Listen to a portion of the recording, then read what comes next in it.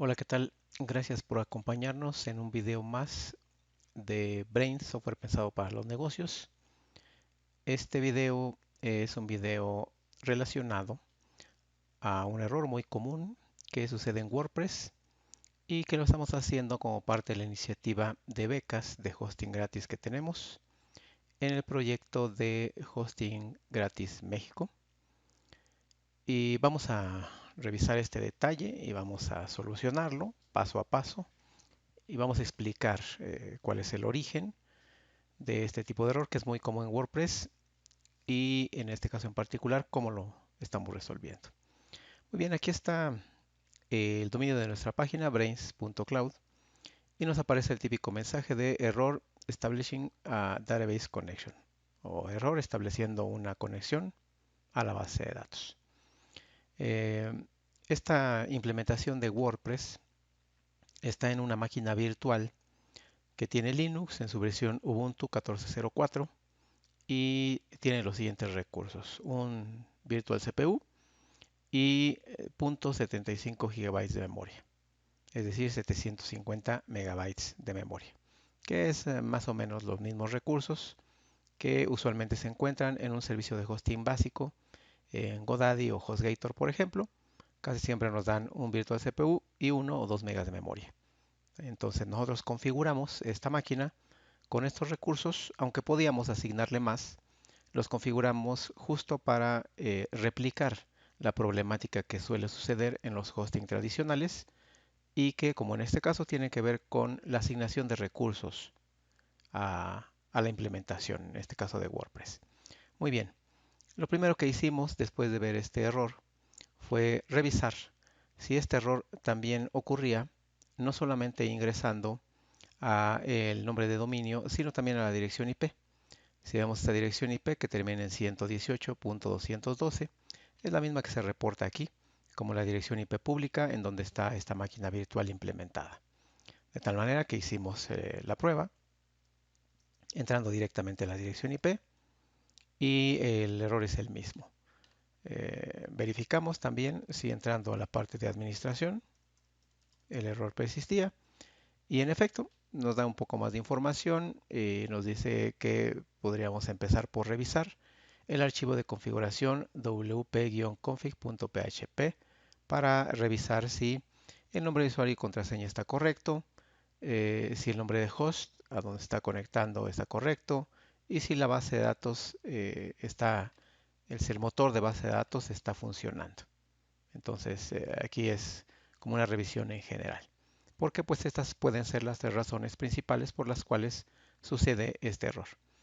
Como nosotros sabemos que esta implementación no ha sido cambiada porque nos mantenemos permanentemente con un monitoreo contra ataques o intrusiones, perdón, pues lo más seguro es que tenga que ver con un tema de recursos. De todos modos, vamos a ir revisando todos los escenarios posibles porque podría ser que en el caso de otra persona sí se trate de un tema de seguridad. Muy bien. Una vez que realizamos este ejercicio de entrar desde la dirección IP, hicimos una búsqueda en Internet específicamente del error.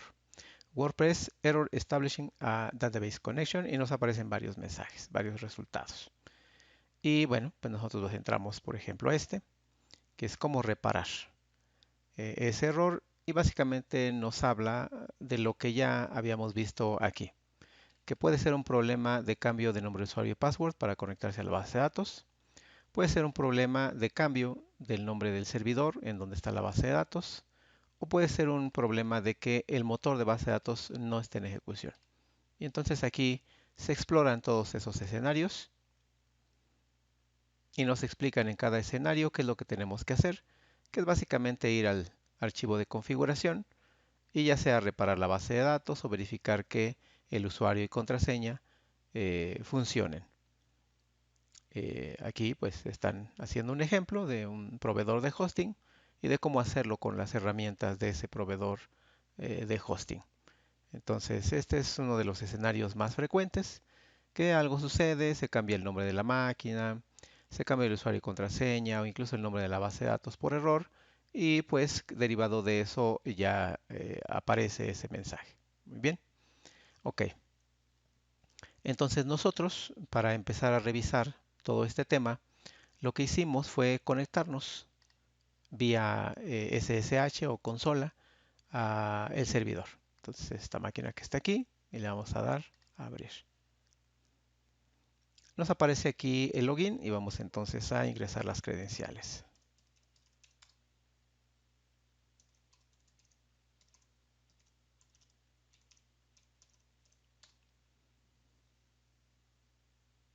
Una vez que ingresamos, incluso nos dan una serie de indicaciones de que por default la implementación pues tiene cierto usuario y cierto password implementado y que hay que cambiarlo una vez que se concluye la implementación. Eso nosotros ya lo hicimos, de tal manera que estos usuarios y password que aparecen aquí, pues si alguien los quiere probar, pues no van a funcionar porque nosotros ya los hemos cambiado, como dice aquí, que es parte de una recomendación de seguridad.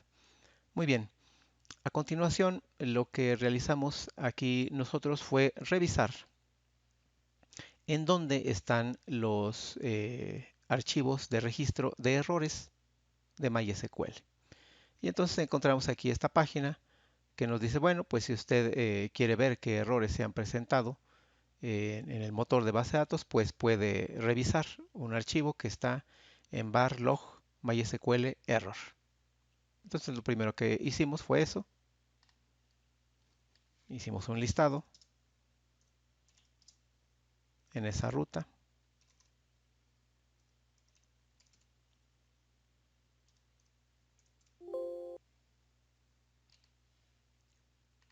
Muy bien, como podemos ver aquí, el último archivo de registro, error.log, pues está vacío, tiene 0 bytes y esto es porque pues acaba de empezar el nuevo día y en este nuevo día no se han generado errores. Seguramente los errores estarán en este otro que está aquí abajo, errorlog.1.gz, y entonces ese es el que vamos a descomprimir para poder revisarlo. ¿Cómo lo hacemos? Vamos a utilizar el comando geunzip y le vamos a decir cuál es el archivo que queremos descomprimir.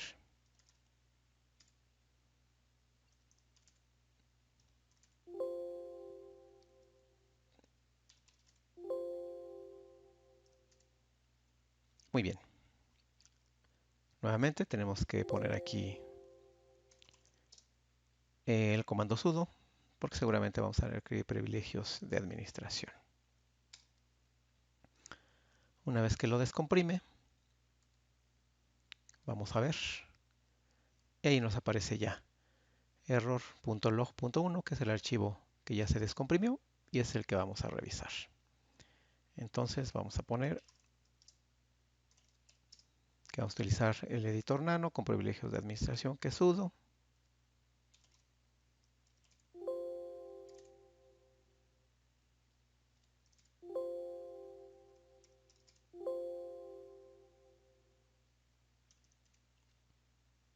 Y ahí está. Una vez que ya abrimos el archivo de registro de errores, pues aquí de inmediato ya vamos a ver. El mensaje es muy específico. Aquí, por ejemplo, nos dice que realizó un comando de inicialización de algo llamado buffer pool con un tamaño de 128 megabytes y falló al hacer esa inicialización. De tal manera que hubo un error fatal y no se pudo reservar memoria para ese buffer pool. A continuación nos indica que pues algo llamado inodb regresó un error y ese error se registró como parte de el motor de la base de datos y que falló. De tal manera que a raíz de este error que ocurrió, pues se abortó esa operación. Y una vez que se abortó la operación relacionada a esta inicialización del buffer pool, entonces por consecuencia el archivo, el programa MySQLD se apagó. Ahí dice user bin MySQLD shutdown complete, que quiere decir que la base de datos simplemente ya se apagó y no está disponible, y esa es la razón por la cual ahorita tenemos ese mensaje. Entonces, de entrada, pues ya sabemos por dónde va el tema, que es un tema relacionado a algo llamado buffer de una funcionalidad InnoDB de la base de datos. No vamos a explicar mucho a detalle ese tema de la base de datos, es muy especializado, pero la intención era verificar cómo es el diagnóstico de este tipo de errores y ahorita ya sabemos qué fue lo que ocasionó ese error. Existe también un comando que nos va a permitir ver cuál es el estado de la base de datos en el momento en el que estamos conectados. Ese comando básicamente nos dice si la base de datos está funcionando o no está funcionando. Entonces vamos a ver este comando a continuación, que es sudo service mysql status. Y aquí nos dice que actualmente en efecto MySQL está en estado detenido, stop o waiting, esperando. De tal manera que esa es la razón por la cual estamos teniendo ese mensaje de error. No se puede conectar a la base de datos porque está detenida, está esperando por inicializar. Y no está inicializando justo por el error que acabamos de ver, que tiene que ver con el buffer de memoria para la funcionalidad InnoDB de la base de datos. Perfecto. Entonces, ahorita ya sabemos qué es lo que está pasando. A continuación, vamos entonces a investigar un poco acerca de ese error. Y aquí tenemos una búsqueda en donde vimos ese error específicamente, ese error fatal en el MySQL, cannot allocate memory for the buffer pool. No se puede reservar memoria para el buffer pool. Y bueno, aquí ya nos dan un poco más de detalles y nos dice, bueno, pues puede usted ir a ver los logs, que fue lo que nosotros hicimos, y va a encontrar esto y es exactamente lo mismo que encontramos, que fue inicializando el buffer con un tamaño de memoria específico, no se pudo reservar la memoria y entonces InnoDB falló para inicializar y a consecuencia de eso se abortó ese procedimiento y como resultado se apagó la base de datos. Y aquí mismo nos dice, bueno, ahí hay una persona que tuvo esa misma situación en una máquina virtual, en este caso no en Azure, sino en S2, que es el equivalente de máquinas virtuales en AWS, que es otro proveedor de servicio en la nube. Y aquí da la explicación ya más a detalle de esa situación en particular, en donde explica que es un tema que tiene que ver con la funcionalidad o el plugin InnoDB de la base de datos, y él lo empezó a investigar un poquito más a fondo en los registros del sistema, en barlog syslog, y aquí, bueno, ya vio que se apagó la base de datos. Y en el caso de esta persona menciona, en mi caso en particular, esto se trató de un tema de una falta de archivo swap en la máquina virtual. O sea, que dice, en mi caso, esta situación fue derivada de que yo cometí una negligencia al no configurar un swap file en mi máquina virtual.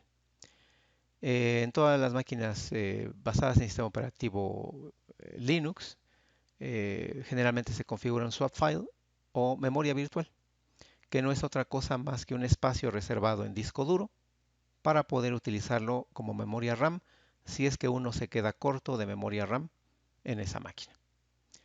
Y como nosotros podemos ver aquí en las analíticas de la máquina virtual, hay una sección que dice supervisión.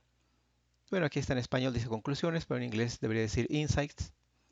Y aquí en la supervisión de la máquina virtual, en los insights o conclusiones, podemos ver a detalle la máquina virtual y cuántas personas están conectados y cuántos procesos está corriendo la máquina virtual. Y además también podemos ver aquí el rendimiento de esa máquina virtual. Esto es lo que a nosotros nos interesa, porque resulta ser que aparentemente es un tema de falta de memoria. Sin embargo, leyendo justamente ese documento en donde explican cómo lo resolvieron, pues lo que están indicando es que sí se refiere a una falta de memoria, pero como se resolvió fue configurando esa memoria virtual o swap file. Nosotros aquí podemos ver qué tanto CPU ha estado utilizando y solamente ha habido un pico de 100% y esto fue a raíz de un proceso de actualización que se hizo en la máquina. Pero generalmente esta máquina, en su histórico, nunca ha pasado de utilizar más allá del 20% de CPU. Y si nos vamos al apartado de memoria, también vemos que en promedio nunca ha pasado de 238 megabytes de memoria. Y si tomamos en cuenta que esta máquina tiene 750 megabytes de memoria, pues es evidente que el problema no se trata de falta de memoria RAM, sino es un problema de configuración del archivo swap o la memoria virtual que todo sistema de Linux debe de tener. Entonces, no serviría de mucho que nosotros aumentáramos los recursos de memoria en esta máquina, porque no es un problema de falta de memoria RAM, es un problema de configuración de la memoria virtual en esa máquina de Linux. Regresando al artículo, explica que aquí se dio cuenta él que utilizando el comando free-m, que nos da un resumen de la cantidad de memoria disponible y utilizada, se dio cuenta que en swap pues decía 0, es decir, no había un archivo de memoria virtual configurado. Y esto fue lo que generó ese error. Si nosotros hacemos lo mismo en nuestra máquina, vamos a ver que es específicamente el mismo escenario. En swap dice que no tenemos nada. Y aquí nos dice, en total tiene usted 722 megabytes de memoria, está utilizando 473 y tiene libres 248. Es decir, que en efecto esto coincide con las analíticas que vimos en el panel de Azure. No es un tema de falta de memoria RAM, es un tema de configuración de la memoria virtual. Entonces, pues vamos a utilizar esa solución. Vamos a configurar un archivo de memoria virtual o un swap file en esa máquina y vamos a ver si eso corrige la situación. Hicimos entonces también una búsqueda de cómo agregar un archivo, un swap file en una máquina de Ubuntu 14.04 y aquí viene el procedimiento creado a detalle. Aquí, por ejemplo, nos dice usted puede empezar por ver si hay un archivo de swap file o un archivo de memoria virtual en la máquina poniendo el comando sudo swap on -s. Entonces, vamos a verificarlo. Si es que aquí que nos aparece con este comando. Sudo swap on -s. Y en efecto, si usted no tiene nada, pues aquí no va a aparecer ninguna información. Filename nada, type nada, size nada, used nada y priority nada. Muy bien. Igual aquí nos dice, usted también puede verlo con free-m, que fue lo que ya vimos. Si dice swap 0, pues quiere decir que no está en ningún swap file o memoria virtual configurada. Lo primero que tenemos que hacer entonces es verificar si hay espacio disponible en el disco duro para poder hacer una partición swap o un swap file y poder utilizarlo. Y aquí nos dice, bueno, pues puede hacer esto utilizando el comando df-h y eso es lo que nosotros vamos a hacer.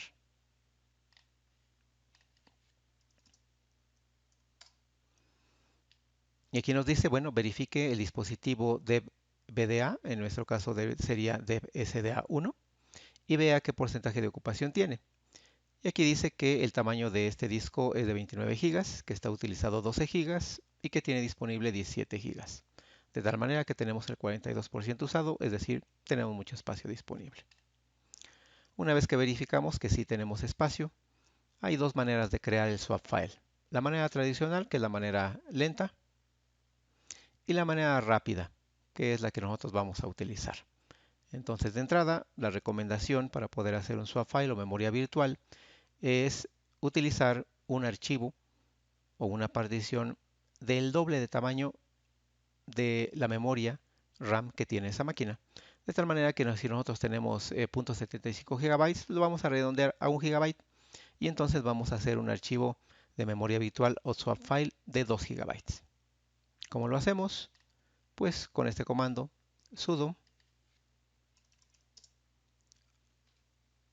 fallocate -l y le ponemos 2G, que es 2 GB. Diagonal swap file y le vamos a dar enter. Una vez que está creado este archivo, Dice, si esto funcionó, el prompt se le va a regresar de manera inmediata y puede verificar que realmente se reservó el espacio con el comando ls-lh diagonal swap file. Vamos a hacerlo.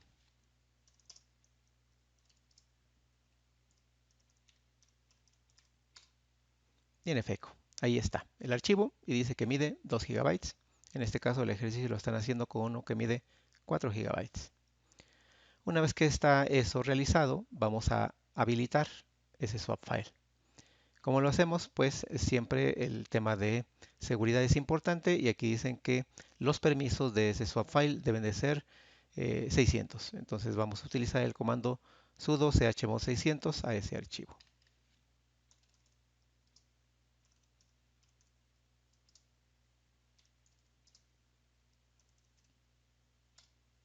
Muy bien. Verificamos que los permisos se establecieron de manera correcta, nuevamente con el comando que lista ese archivo. Y aquí está. Antes tenía estos permisos, ahora tiene estos, que son los que debe de tener. Muy bien. Ahora vamos a agregar otro parámetro de seguridad y le vamos a decir al sistema que configure el espacio swap con el comando sudo mkswap swapfile. Realmente esto es lo que hace que se cree la memoria virtual. Entonces vamos a ingresar sudo mkswap, que es make swap, y ese swap file. Muy bien, aquí nos dice, de regreso vamos a tener este mensaje, setting up swap space versión 1 y tamaño 4 gigas. Aquí dice lo mismo, nada más que tamaño 2 gigas. Y dice no tiene etiqueta y este es su identificador. Y aquí lo mismo, no tiene etiqueta y este es su identificador. Muy bien. Una vez que el archivo está listo para ser usado como un espacio de swap, vamos a habilitarlo escribiendo el siguiente comando: sudo swap on swap file, es decir, activar. Swap on quiere decir on, pues es activar o prender. Swap on es activar o prender, pues el archivo o la memoria virtual swap. Muy bien. Sudo swap on swap file. Muy bien. Podemos verificar que el procedimiento fue exitoso checando que nuestro sistema ya reporte un espacio de swap ahora. Y lo hacemos con sudo swap on-s.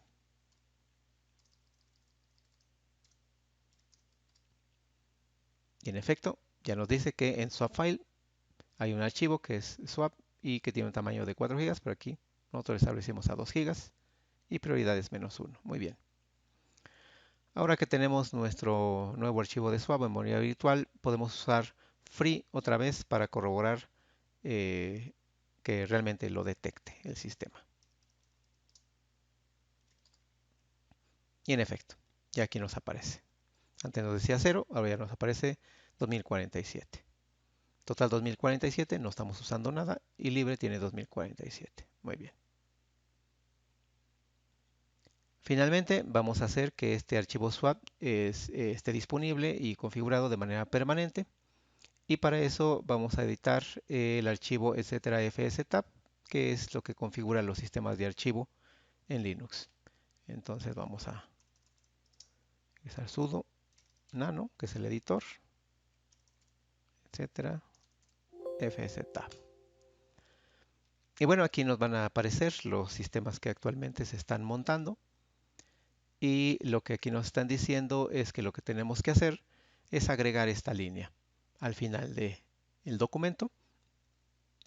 Y nosotros eso es lo que vamos a hacer. Vamos a ponerle diagonal. Me salí. Ahí está. Vamos aquí.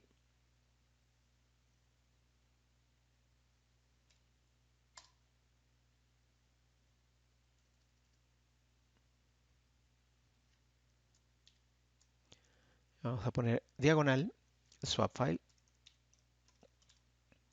espacio none espacio swap espacio sw espacio 0 espacio 0. Muy bien. Esta línea lo que va a hacer entonces es montar ese sistema de archivo, que es una memoria virtual, un archivo swap, un swap file, y para que esté disponible en el sistema, porque pues nosotros lo necesitamos. Vamos a darle aquí, control X para salir. Si quiere guardarlo, le digo Y, enter, y lo guarda. Voy a entrar una vez más, nada más para verificar que realmente se guardó. Ahí está la línea que acabo de ingresar y me salgo.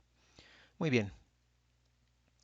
Finalmente, aquí nos dan unas recomendaciones de ajustar la configuración de esa memoria virtual y nos explican que esta memoria virtual, la forma en la que configura es que se puede establecer con un parámetro de uso prioritario que va de 0 a 100. Esto representa qué tan seguido el sistema operativo va a utilizar el swap file en caso de que le haga falta memoria. Aquí dice que si está cercano a 100, entonces de manera muy seguida lo va a estar utilizando. Y si está cercano a 0, solamente lo va a utilizar si es estrictamente necesario. También nos explican que el uso de la memoria virtual pues es un recurso que le resulta caro al sistema operativo y que puede derivar en un performance bajo de la máquina virtual. Entonces también nos dan aquí un ejemplo de que si es una máquina de escritorio, pues no hay tanto problema de que se utilice seguido la memoria virtual, pero si es un servidor, como en nuestro caso, de preferencia se debe establecer un valor cercano a 0 para evitar que se utilice de manera seguida y se degrade el performance del servidor. Aquí dice que podemos ver el estado actual de este parámetro con el comando cat proxys vm swapiness. Vamos a ver. Cat proc sys vm swapiness. Lo ejecutamos y en efecto nos dice que por default pues le establece un parámetro de 60, que es lo mismo que aparece aquí en el documento. Aquí es donde nos indica la diferencia entre una máquina de desktop y un servidor y lo que implica, que es lo que acabo de explicar.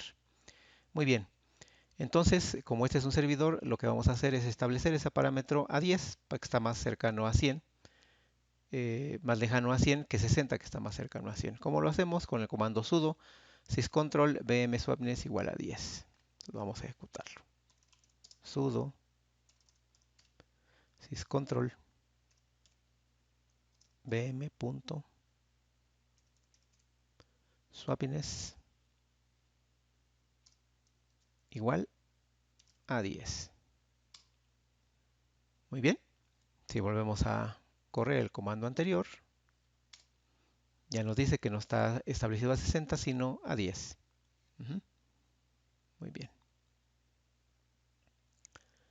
Dice que esto se va a mantener, esta configuración, hasta el siguiente reinicio de la máquina, pero si nosotros queremos establecerlo de manera automática cada que se reinicie la máquina, pues podemos hacerlo agregando una línea a el archivo etcétera syscontrol.conf y eso lo hacemos con este comando sudo editor nano y el archivo mencionado. Vamos a hacerlo.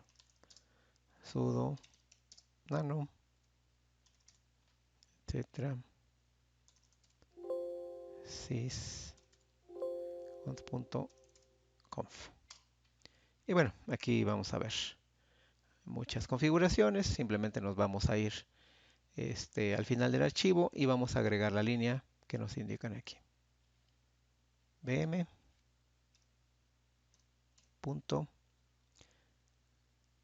swap con doble p ines. Es muy importante aquí verificar que esto esté correctamente escrito, si no, pues no va a funcionar. Entonces vamos a verificar vm.swap ins igual a 10. Perfecto. Vamos a darle control X para salir, Y para guardar. Y entramos nuevamente, nada más para verificar que realmente guardo el cambio. Ahí está. Control X y nos salimos. Guarde y cierre el archivo cuando ya haya terminado. Y Pues aquí nos indican que hay otro valor relacionado que es Virtual File System Cache Pressure, que también se puede configurar y que esto básicamente regula el acceso a los datos en ese sistema de archivo, que también generalmente pues le cuesta mucho al sistema operativo y hace que el performance pues baje. Entonces aquí nos indica que podemos verlo con el comando cat sys virtual machine virtual file cache pressure y está cercano a 100. Vamos a revisarlo. Cat proc sys vm cache pressure y en efecto está establecido a 100. Dice ok, está configurado generalmente a 100 y nuestro sistema de esta manera puede preservar esta configuración o bien puede ser una configuración más conservadora estableciéndolo a 50 y es el mismo procedimiento de hace rato que podemos utilizar sudo syscontrol bfs cache pressure y le vamos a poner no a 100 sino a 50.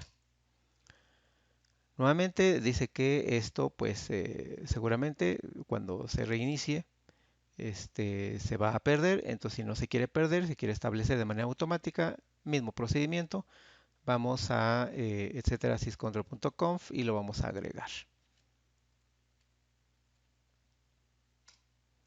Nuevamente vamos al final y agregamos el parámetro.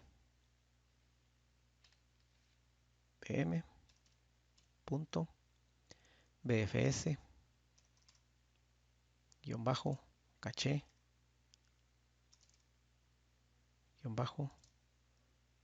pressure